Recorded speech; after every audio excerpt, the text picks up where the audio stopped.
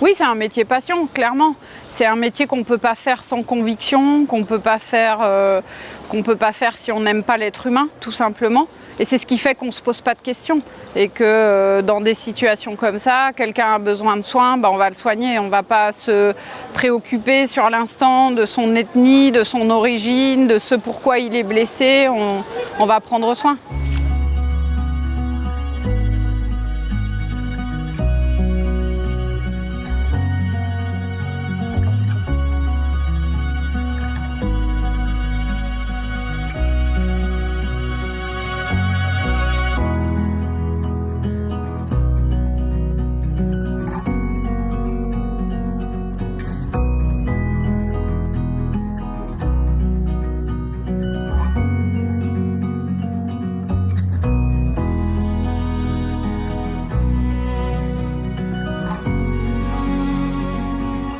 C'est vrai qu'ils ont été très présents pendant la crise. Ils ont passé des barrages compliqués, des situations compliquées pour aller soigner leurs patients.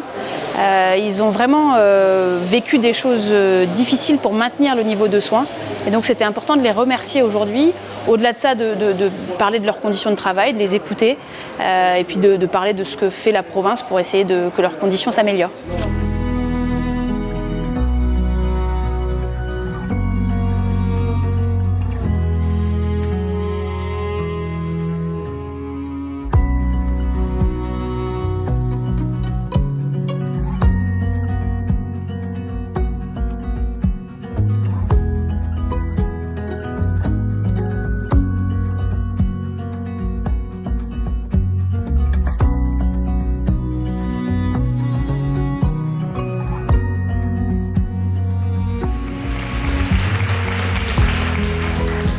Cette charte est en 10 points.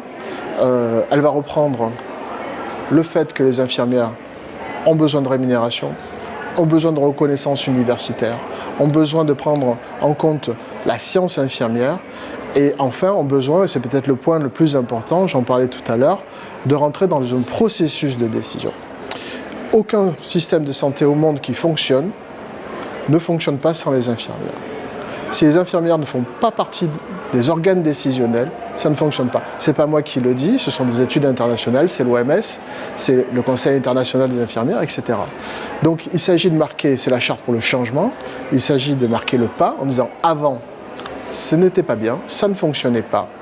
Il y avait un management toxique à l'hôpital, un management toxique de telle ou telle institution, de payeurs. Il faut que ça change, mais très rapidement.